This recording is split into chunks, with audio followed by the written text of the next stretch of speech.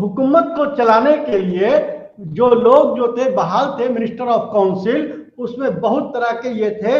मैं फिर एक बार रिपीट कर देना चाहता हूं कि महासेनापति जो चीफ जो है, ये फौज के जो चीफ होते थे। दूसरा जो थे महादंडनायक, यानी के मुकदमा रॉयल कोर्ट, जिस तरीके से आज सुप्रीम कोर्ट, हाई कोर्ट थे, तो जाहिर सी बात है ये कि सेंट्रल एडमिनिस्ट्रेशन है। तो महादंडनायक जो थे वो ये जो है हिंदुस्तान के महादंडनायक कहलाते थे, जिसे रॉयल कोर्ट के ये थे। वो महासेनापति भी जो है उसका जिम्मेदारी कभी कभी दी जाती थी। भंडार परिषद, जिसको जो है राजा और महासेनापति वगैरह का जो खाने पीने का इंतजाम करे, वो जो है। उसके बाद जो है महाबली अधिकृत, फौज के लिए सामान का इकट्ठा करने वाला। उसके बाद दंडपालिका, पुलिस महकमा, जो आज का पुलिस महकमा है उसे दंडपालिका के नाम से जाना जाता था। उसके बाद जो है महासंधि विग्राही, यानी कि वैसे लोग जो बाहरी मुल्क से ताल्लुकात आमा को ये कायम कर सके, जिसे आज के जमाने में एक्सटर्नल अफेयर्स मिनिस्टर के नाम से जाना जाता है। गुप्त दौर में एक हरिसेन और वीरसेन, हरिसेन वही हरिसेन जो समुद्रगुप्त के जमाने में जो है उसका दरबार कवि था। उसके बाद जो है विनय स्थिति स्थापक, यानी कि रिलीजियस वर्क, वैसे लोग जो पंडितों को, मंदिरों को, ये लोग जो है उसके पूजा पाठ करने का इंतजाम करते थे। उसी तरीके से महापक्ष पटलिक, यानी कि हुक्म को लिखने वाला, यानी कि हिसाब किताब, आदेश निर्देश, उसके ऑर्डर को जो लिखना पढ़ना जानता था, जो करता था, जिसको काम किया जाता था, उसे महापक्ष पटलिक कहा जाता था। यानी कि हिसाब किताब रखने वाला लोग। उसके बाद जो है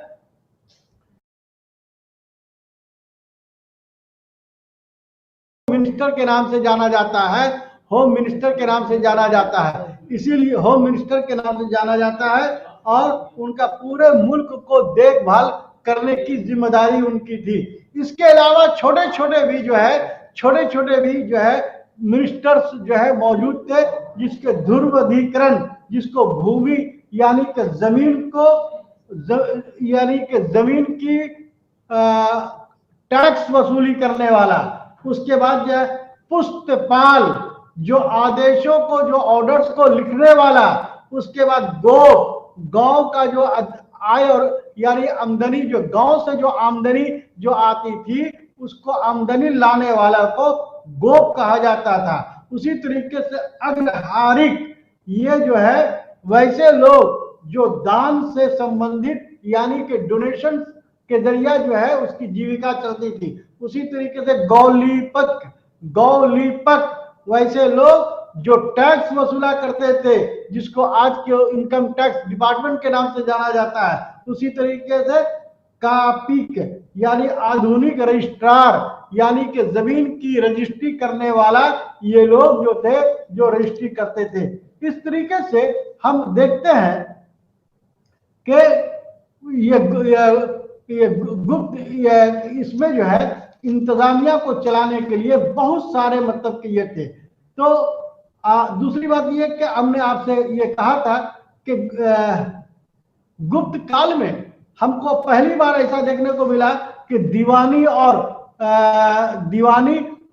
फौजदारी, दो तरह के जो है महकमा को जो है बहाल किया गया। उसके बाद जो है अगर हम देखते हैं तो फौजदारी कानून जो है बनाए गए। उसके बाद जो है क्या नाम है, न्यायिक कानून का जो है बहुत ज्यादा मतलब कि ये हुआ। उसके बाद गुप्त काल में नारद और मनु, ये दो ऐसे मतलब के जो है ये किताबें लिखी गई, जिससे इससे कानून का जो है बहुत बड़ा काम हुआ। उसके बाद जो है श्रेणियों का भी जो है इंतखाब अमल में आया, जिसमें जो है जो पेशेवर लोग जो थे उससे भी टैक्स लेने की बात ये की गई। पेशावर अपनी जो है अदालतें खुद उन लोग जो है कायम करते थे। इसी तरीके से हम देखते हैं कि जो फौज जो होती थी वो राजा का अपना फौज होता था, लेकिन सबसे बड़ी बात यह है कि राजा जो है वो अपने सूबेदार को, जागीरदार को भी फौज को बहाल करने का हम ये बहुत सारे एविडेंस को देखते हैं। राजा का सेना का जो है जो सेना अध्यक्ष होता था उसको प्रधान कहा जाता था, उसे परम भट्टारक भी कहा जाता था। राजा एक स्थायी सेना के ऊपर भरोसा नहीं करता था। इसी तरीके से हम देखते हैं कि राजा का जो है बहुत तेजी के साथ जो है अपने फौजों को जो है ये करता था। अब उसी तरीके से आप देखें कि जो सूबाई इंतजामिया जो थी वो भी जो है ठीक जो है सेंट्रल एडमिनिस्ट्रेशन के बराबर था। एक प्रांत से दूसरे को जो है ये बिल्कुल एक राजा का जो है वो सारी चीजें हक हासिल था। उसके बाद वो जो है राजा जो है पूरे सूबाई क्षेत्र पर उनका जो है नियंत्रण रहता था, कंट्रोल रहता था। अब उसके बाद देखिए कि जैसे मान लिया कि ये बिहार, बंगाल, उत्तर प्रदेश, मध्य प्रदेश के क्षेत्र में जो है ये सब सारे जो है जो सूबाई थे उसको भुक्तियों में बांटा था और भुक्तियों को प्रांतों में बांटा था। यानी कि भुक्ति का मतलब ये हो गया कमिश्नरी, और कमिश्नरी का मतलब से जो आधा जो हुआ वो प्रांत हुआ और उसका जो इकाई हुआ वो ग्राम हुआ। उसी तरीके से हम देखते हैं कि वो जो है कई जिलों में बटा हुए थे और उसके बाद जो है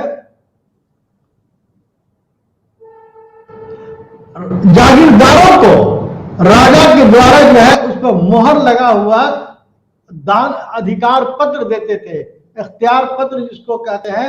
और उसके बाद जो है बहुत सारे ऐसे मतलब कि ये थे जो गरुड़ जो पंछी थी वो गुप्त साम्राज्य का जो है वो राजकीय चिन्ह था, तो उसी को लगाकर मतलब ये करते थे। इसी तरीके से नगर हुकूमत जो था वो जो है शहरी इंतजामिया भी जो है वो गुप्त ये में बहुत तेजी के साथ हुआ और ठीक ग्राम व्यवस्था भी जो है बहुत तेजी के साथ राज हुआ। ग्राम में जो है जो ये जो थे जो सभी लोगों को जो है वो सूबाई को देते थे और सूबाई जो है वो ग्राम को मतलब के ला करके देते थे। इस तरीके से हम देखते हैं कि जो हुकूमतें थी ये जो है पोस्ट गुप्ता ये में वो बहुत तेजी के साथ जो है वो फला फूला और बहुत आगे बढ़ा।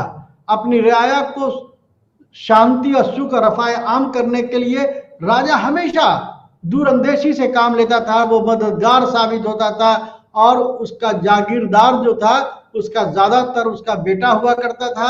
यही और जो है जिसकी राजनीति ये सियासत में और एडमिनिस्ट्रेशन में और खिदमत खल्क में उनका बहुत बड़ा ये मुकाम था। गुप्त खानदान के ने गुप्त खानदान में हम देखते हैं तो हमें यह महसूस होता है कि उनके दौर में औरतों की स्थिति बहुत ही अच्छी थी। इसका एक वजह इस बात से भी साबित होता है कि कुमारगुप्त प्रथम जो है उसका एक सिक्का मिला है जिससे ये पता चलता है कि कुमारगुप्त के पीछे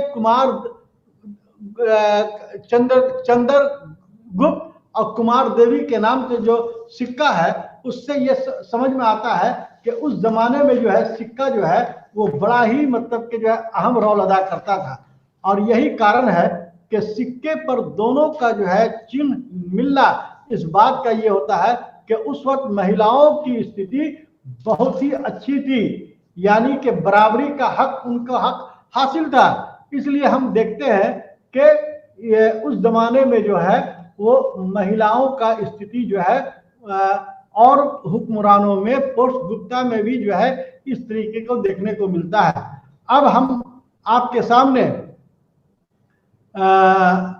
गुप्त खानदान की जो मजहब में पोस्ट गुप्त खानदान में मजहब का क्या मतलब ये था उस पर जो है मजहब कई दफा कुछ मेहनत और नर्म का इस्तेमाल हुआ है। मजहब को हम देखते हैं कई दफा जो है कुछ सख्त और कुछ नर्म का ये किया है। तो इसी तरीके से वेद और मजहबी किताबों से पता चलता है, वेद पुराण महाग्रंथों से पता चलता है कि गॉड को, भगवान को खुश करने के लिए कई तरह की तरकीबें राइज की गई थी, कई तरह की तरह। उस जमाने में जो है बादशाह जो थे वो ब्राह्मण और राजपूत थे, तो दोनों में आपसी मेल जोल बहुत ही ज्यादा होती थी। पोस्ट गुप्ता काल में हम देखते हैं कि जितने भी जो हुक्मरान हुए वो ज्यादातर जो है चाहे राजपूत हुए और चाहे नहीं तो ब्राह्मण हुए, जिसमें बहुत ज्यादा आपसी जो है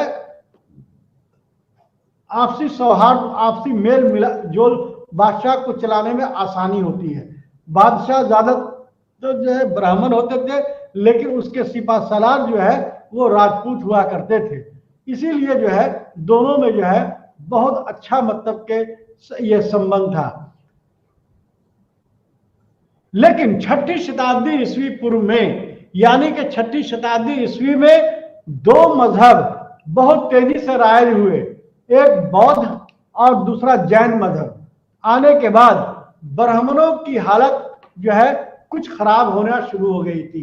6ठी शताब्दी ईस्वी के बाद ब्राह्मणों की मजहब में उनका जो है दखल कम हो गया था और बौद्ध धर्म के मुताबिक 62 तरह के मजहब उस वक्त राइज हो गए थे, अमल में आ गए थे। इसी तरीके से जैन मजहब 368 मतलब कि जो है कल्ट यानी के संप्रदाय, यानी के 368 तरह का मजहब उस वक्त जो है अमल में आ गया था।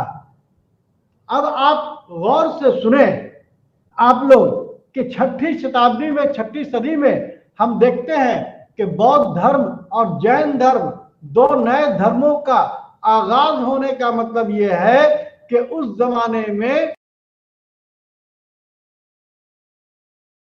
जो हुकूमतें थी वो हुकूमत जो है बहुत तेजी के साथ जो है मजहब में दखल देने लगे। यही वजह है कि हम देखते हैं कि हर्षवर्धन जो सबसे बड़ा हिंदू शासक था, लेकिन कुछ इतिहासकार तवारीखदानों का कहना है कि वो बहुत ही मतलब के तमाम धर्मों को इज्जत देने वाला था।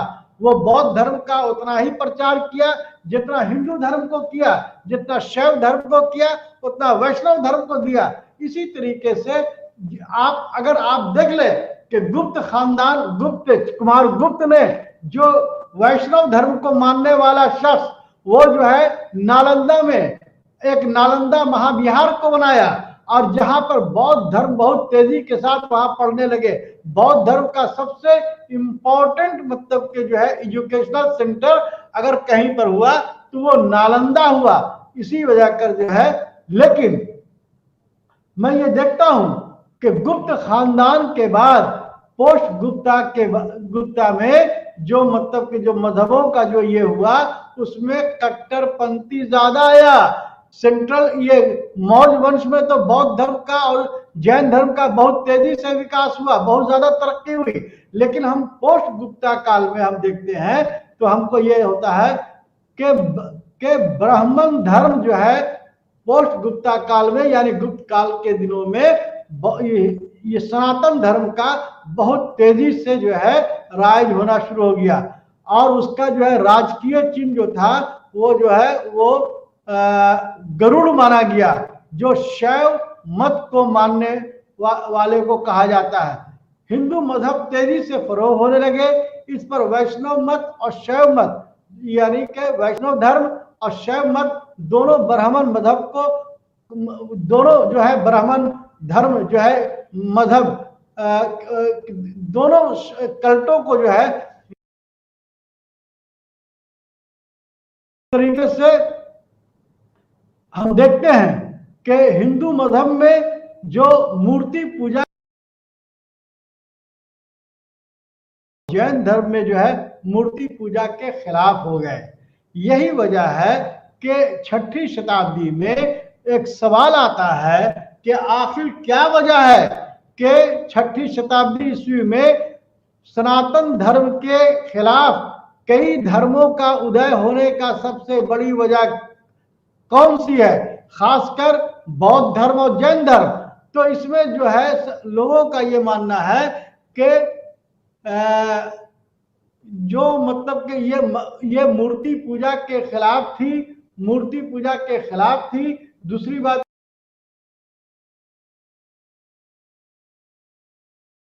व्यवस्था के कारण यानी कि जात पात की वजह कर एक नए मजहब का जो है आगाज अमल में आया, जिसे जो है बौद्ध धर्म और जैन धर्म के नाम से जाना भी गया। अब उसके बाद जो है अब हिंदू मजहब को मानने वाले पूजा में एक तरह के रिवाज नहीं थे, बल्कि मुख्तलिफ रिवाजों को अमल में लाते थे। शैव मत में मुख्तलिफ जो है कल्ट हुए, जैसे पशुपात, कैला, कृपालिक, कालमुख ब्राह्मण, ये सब सारे संप्रदायों में बंटना शुरू हो गया। मठों के आसपास अपनी मजहबी शनाख्त को हासिल करना शुरू कर दिया। यानी कि आप देख लीजिएगा कि जितने मठ यानी कि और बिहार जो बने हैं वो ज्यादातर जो है बौद्ध धर्म से ताल्लुक हुए। उसी तरीके से मठ और मंदिर के पीछे राजाओं का जो है ये समर्थन यानी कि राजाओं का पैट्रोनेज जो है बहुत तेजी के साथ होने शुरू हो गए। बिहार और मठों को हुक्मरानों की तरफ से मुआशी मदद मिलना शुरू हो गया। इकोनॉमिकल कंडीशन जो है वो ये हो गया। अब बाद में हिंदुओं को भी मिलने लगे। उससे क्या हुआ कि इन लोगों ने यज्ञों का करना रिवाज कायम होने लगा। ब्राह्मणों के लिए अग्रहार और बस्तियां पूरे सूबे में रिवाज शुरू हो गया। यानी कि वैसे लोग जिनको ब्राह्मणों को जमीन दिया जाए उसे क्या कहा गया, अग्रहार ग्राम अग्रहार यानी कि मंदिरों के लिए ब्राह्मणों के लिए जो जमीनें दी गई उसे अग्रहार कहा गया। उसके बाद शामिल होने लगे, जहां अवाम एक जगह आकर अच्छी तादाद में पूजा पाठ करना शुरू कर दिया। पोस्ट गुप्ता दौर में हिंदू मजहब तेजी से आगे बढ़ने लगे और वो बौद्ध मजहब और जैन धर्म को भी हक और हासिल था कि वो अपने अपने तरीके से मानने लगे। जैसे कुमारगुप्त वैष्णव धर्म का, सनातन धर्म का मानने वाला, लेकिन बौद्ध धर्म का जो है वो बहुत बड़ा ये था। उसी तरीके से हर्षवर्धन वो जो है बौद्ध धर्म को मानने वाला, लेकिन हिंदू धर्म का भी बहुत बड़ा समर्थक। इस तरीके से हम देखते हैं कि पोस्ट गुप्ता काल में शैव और वैष्णव धर्म और उसके बाद बौद्ध धर्म, जैन धर्म बहुत तेजी के साथ फैलने लगे। लेकिन इतना ही नहीं, पोस्ट गुप्ता काल में हम देखते हैं कि भक्ति आंदोलन की शुरुआत हो गई। वैदिक देवता के साथ वरुण और इंद्र नए देवता की पूजा शुरू हो गई। यानी कि जो शैव और वैष्णव धर्म के मानने वाले थे, अब एक नए देवता को उन्होंने पूजना शुरू किया, जिसे एक इंद्र कहा गया और दूसरा वरुण कहा गया। शिव की मकबूलियत की वजह कर वासुदेव, स्कंद जैसे देवता की शुरुआत होने लगी। उसके बाद यह भक्ति काल में ब्राह्मणिक मत के देवता को लोग तेजी से चाहने लगे। इसी तरीके से वाम गर्मी संप्रदाय अब ब्राह्मणों को चुनौती देना शुरू कर दिया। अब नए देवता को अपनाने के साथ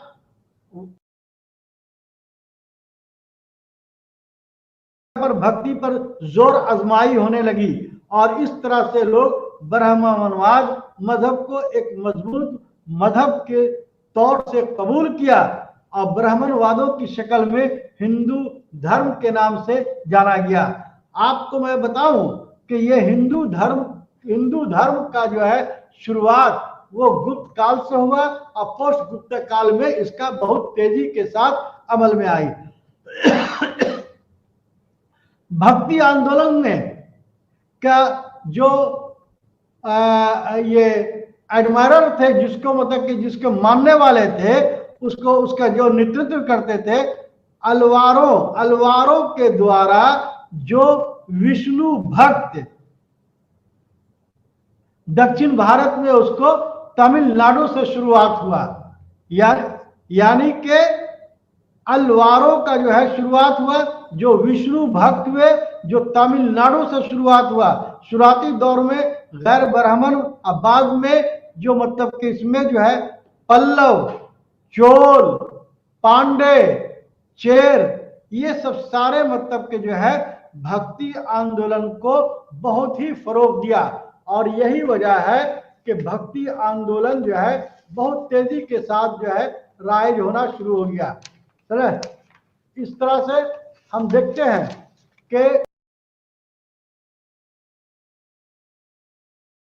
के बीच संत कवियों की भूमिका भी बहुत ही नजरअंदाज उसको नहीं किया सकता। इसीलिए जो है जो ये भक्ति आंदोलन में संत कवियों का जो है बहुत बड़ा रोल होने लगा। अब जो है लोकल भाषा में लोकल भाषा में जो लोग कवि जो है अपने अपने तरीके से जो है वो बोलने लगे। अब आम लोगों के बीच में हर प्रचार आम जुबानों में करने लगे, यानी कि जो लेखक थे, जो कवि जो थे, जो लोग जो थे, वो अपनी जुबानों में अवाम की जुबान बनाने के लिए इन्होंने कोशिश करना शुरू कर दिया। अब लोग अवाम को मजहब तस्लीम करने लगे और गीतों में और कवियों के जरिया इसे शुरू होने लगी। इसी तरीके से हम देखते हैं कि पोस्ट गुप्ता काल में दौर में जो अहम मालूमात हुई उससे यह हुआ कि भक्ति आंदोलन संतों और उच्च देवताओं की पूर्ण भक्ति के लिए बनाया गया था। क्या मतलब हुआ? यानी कि भक्ति आंदोलन फकीरों और ऊंचे ब्राह्मणों के देवताओं को पूर्ण रूप से समर्थन हासिल करने के लिए बनाया गया।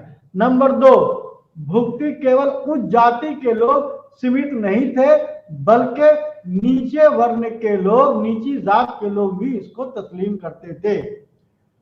धार्मिक नेता ब्राह्मण अधिकारियों से संत कवियों को में तब्दील करते थे। उसके बाद जो है धार्मिक यानी मजहबी भाषा नहीं बोल करके बल्कि जो है आम जुबान, आम फहम जुबान, लोकल भाषा में वो लोग बात करते थे और उसी को ग्रंथ में लिखते थे। उसी तरीके से अब कबीलाई के लोग ब्राह्मण मजहब को तस्लीम किया और वैसे तबके को भी मजहब को फरोग दिया। यानी कि कबीलाई जो छोटे छोटे कबीलाई जो थे वो लोग जो है अपनी भाषा जो बोलते थे, अब जो है भाषा आम जो है ब्राह्मण धर्म को के भाषा को उसने कबूल करना शुरू किया। अब जो है मंदिरों को ईश्वरवाद को हुकूमत का पैट्रोनेज मतलब कि देना मिलना शुरू हो गया। यानी कि गुप्त काल के बाद मंदिरों को जो है ईश्वरवाद का यानी कि एक खुदा का तस्लीम करना शुरू किया। पुराणों में जो है कहा गया है कि मथुरा और बनारस से जो 2 ऐसे मुकाम थे जहां मजहबी सफर को मजहब का एक हिस्सा तस्लीम किया गया। यानी कि जो हिंदू धर्म के लोग जो सफर करते थे, किसी भी बड़े बड़े मंदिरों के लिए जियारत की निगाह से जाते थे, उसको जो है बहुत तेजी हुई। उसमें जो है मथुरा और बनारस जैसे अहम मुकाम थे। पुराणों में जो है दूसरी ये मजहबी किताबों में भी सफरनामा के बारे में अहमियत हासिल होने लगी। अशोक ने बौद्ध मंदिरों को देवता का घर तस्लीम किया।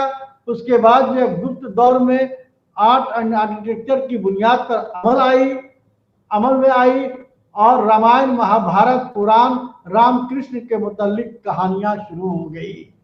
यानी कि पोस्ट गुप्ता काल में रामायण, महाभारत, पुराण ये सब सारे मतलब के बहुत तेजी के साथ लिखने शुरू हो गए और मूर्तियों का जो है कला आर्ट का फरोग तेजी से होने लगा।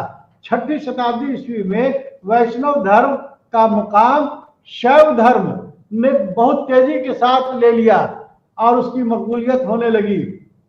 उस वक्त के बादशाह ने बहुत ज्यादा उस धर्म को फरोग दिया, जैसे मिहिर कुल, यशोवर्धन, शशांक और हर्ष।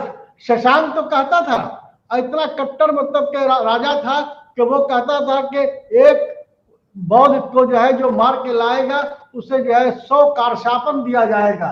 यानी कि ये लोग बौद्ध धर्म के बहुत खिलाफ हो गए। मैंने पहले भी कहा कि हर्षवर्धन के बारे में लोगों का ज्यादातर आम राय यह है कि वो जो है बौद्ध धर्म को मानने वाला था, लेकिन हम समझते हैं कि हिंदू धर्म को उसने जितना फरोग दिया उससे ज्यादा जो है क्या नाम है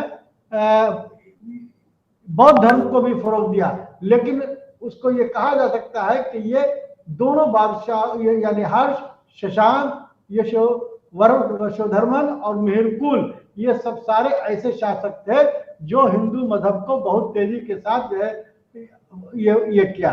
उसके बाद जो है दक्षिण भारत में भी जो है ये जो है शैव मत को बहुत हुआ। नैनार के नाम से जाना गया, अलवार के नाम से जाना गया। ये सब सारे मतलब के बहुत तेजी के साथ मतलब के अमल में आए। अब चूंकि वक्त कम है तो मैं एक और जो है कल्चरल हिस्ट्री पर जो है मैं रोशनी डालना चाहूंगा। तो चूंकि जो है आर्ट, सकाफती, लिटरेचर और पोइट्री में शानदार तरक्की की थी, तो ये तर्ज तामीर में बहुत ज्यादा तरक्की की थी। यानी कि पोस्ट कल्चर में देखते हैं मंदिरों का काम गुप्त दौर में और उत्तरी हिंदुस्तान और दक्षिण हिंदुस्तान में मंदिरों का काम बहुत तेजी से शुरू हुआ। भूचित्र यानी कि भूमि चित्र यानी कि आर्ट एंड आर्किटेक्चर जो है मूर्तियों पर बहुत तेजी के साथ देखने को लगे। मजहबी सफरनामा की शुरुआत होने लगी।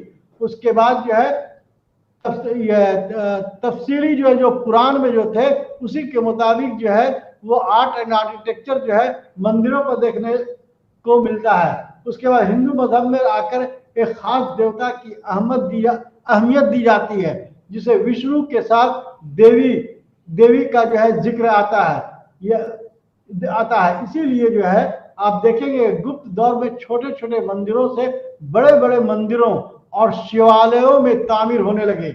मंदिरों की तरह कई तरह का काम अमल में लाना शुरू हो गया, जिसमें समाजी, इखलाकी और मददगार ये सब मदद की हैसियत से जो मंदिर जो थी उसमें समाजी, इखलाकी और जो है रफ़ाए आम का काम शुरू हो गया। मंदिरों में शाही हुकूमत का पैट्रोनेज होना शुरू हो गया और उसको उसकी निशान भी यानी कि जो हुकूमतें होती थी उसकी पूरी मतलब के जो उसकी तफसील से जो है मंदिरों पर लिखी जाती थी। इस तरीके से आप मंदिर या स्तूप या मठ, बहुत बड़े बड़े मंदिरों की तामीर का काम शुरू हो गया। रामायण और महाभारत जैसे किताबों को मंदिरों में पढ़ने की जगह कायम होनी शुरू हो गई। यानी कि जो रामायण जो थे और महाभारत जो थे ये दोनों किताबें जो है अब जो है मंदिरों में उसका एक पार्ट एंड पार्शियल हो गया। संस्कृत को फरोग दिया गया और बहुत तेजी के साथ जो है पोस्ट गुप्त दौर में क्लासिकल संस्कृत की शुरुआत हो गई। शुरुआत हो गई यानी कि बहुत तेजी के साथ यानी कि संस्कृत का जो है शुरुआत हो गया और ये आर्ट एंड आर्किटेक्चर का जो है बहुत तेजी के साथ अमल में आई। और उसके बाद जो हम देखते हैं कि उस वक्त जो है जो कवि जो थे, जो शायर जो थे, जो उनका बहुत बड़ा रोल अदा होता था, जैसे भारवी, कुमार दास एवं दंडित, विशाखा दत्त, ये सब सारे ऐसे कवि थे जो लोकल जुबानों में अपनी बातों को आवाम के बीच में लाने के लिए वो तरह तरह का कोशिशें किया करते थे। और वहीं पर मंदिर जो होते थे जो हिसाब और साइंस का एक बहुत बड़ा जो है केंद्र के रूप में उसको देखा जाता था। वहीं से मीमांसा और न्याय जैसे फिलोसफर का जो है जन्म होता है, और वहीं से जो है बहुत सारे बड़े बड़े जो है फिलोसफर जो है वहां पर बैठने लगे। ये सब सारे जो है नाटकों के जरिया शासकों हुक्मरानों की एक अपनी बातों को अवाम के बीच में लाने के लिए नाटकों के जरिया अपनी बातों को ये अमल में लाते थे। इसीलिए देखा गया है कि हर्षवर्धन जो है अपने जमाने में जो है एक वान भट्ट के जरिया एक हर्षचरित के जरिया जो उसने किया, जिसमें हर्षवर्धन की पूरी जीवनी पूरी जिंदगी उसमें जो है दिखाने की कोशिश की है। और हर्षवर्धन ने जो सभाएं की थी कन्नौज में और एक और जगह था, नाम याद नहीं आ रहा है, कन्नौज में उसने किया, और करीब करीब जो है कई असेंबलियां कर करके अपनी बातों को आवाम के बीच में लाने की कोशिश करती थी। पूरे ये गुप्त काल में अपना इतिहास लिखने का सबसे बड़ी बात यह है कि गुप्त काल में जो इतिहास जो है लिखने की परंपरा जो है, जो मौर्य काल में जो है ये लोगों के द्वारा जो है लोगों के जरिया होती थी, अब गुप्त काल में अपना इतिहास वो कवि या राजा खुद अपने आप को लिखवाता था। यानी कि इतिहास को आगे बढ़ने में उनकी बहुत बड़ा मतलब की योजना। राजाओं के जरिया जो थे वो पत्थरों का लेख और उसके बाद लौह लेख और सिक्के पर लिखे जाते थे। अब आप देखिएगा कि जैसे प्रयाग प्रशस्ति जो है समुद्रगुप्त के जरिया जो है उस पर 3 तरह के जो है लेख लिखे हुए हैं। अशोक के भी लेख लिखे हुए हैं और जहांगीर के भी लेख लिखे हुए हैं और समुद्रगुप्त के भी लेख लिखे हुए हैं। जाहिर सी बात है कि अगर जो है जहांगीर ने लिखाया होगा तो वो उर्दू में लिखाया होगा, अगर क्या नाम है ये अशोक ने लिखाया था तो ब्राह्मी लिपि में लिखाया था, और अगर मतलब कि समुद्रगुप्त ने लिखाया तो वो संस्कृत में लिखा। तो इसी तरीके से देखा गया कि लिखने की रिवाज जो है अमल में आ गई। उसके बाद जो है संध्याकर नंदी ने रामचरित्र में पाल शासक रामफल का पूरी तरह से तफसील से बयान किया है। हर्ष चरित्र में 606 ईस्वी में हर्ष युग का शुरुआत का देखने को मिलता है। उसी तरीके से ब्राह्मण धर्म का तेजी से विकास होने का ये मिलता है। देवी देवताओं का विकास होता है। भक्ति संप्रदाय का बहुत तेजी के साथ जो है शुरुआत होने लगती है। धार्मिक संप्रदायों का धार्मिक जो है सम्मेलनों का जो है बहुत तेजी के साथ ये हुआ। और मध्यकाल में तंत्रवाद एक नए धर्म का जो है तंत्रवाद एक महत्वपूर्ण शक्ति के रूप में उभरा। राजस्व स्थानीय सेना और ये एडमिनिस्ट्रेशन व्यवस्था काफी तेज होने लगी, और यही वजह है कि गुप्त काल में आर्ट एंड आर्किटेक्चर बहुत तेजी के साथ जो है हमें देखने को मिलता है। तो हम देखते हैं कि गुप्त काल के बाद बहुत तेजी के साथ जो है ये हुआ, और यही वजह है कि गुप्त काल में जो है रामायण और महाभारत का जो है शुरुआत हो जाती है। उसी काल में नाटकों का भी ये होना शुरू हो जाता है, और नाटकों में शूद्र का पात्र यानी कि शूद्र का पात्र और स्त्री का पात्र लोकल लोगों को ज्यादा फरोग दिया जाता था। अच्छा, नाटकों में उच्च वर्ग में का जो ये होता था उसको बड़ी अहमियत के हामिल थे।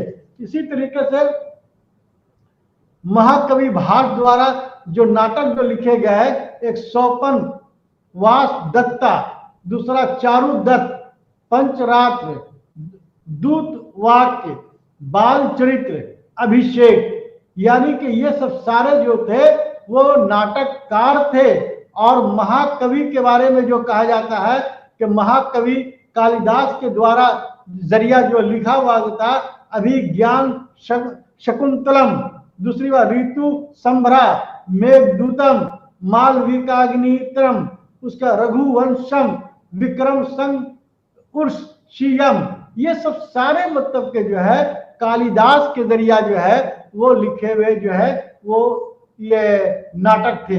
उसके बाद जो है महाकवि कालिदास ने संस्कृत में जो लिखा उसको महाकवि भाष्य 13 नाटकों की रचना किया था।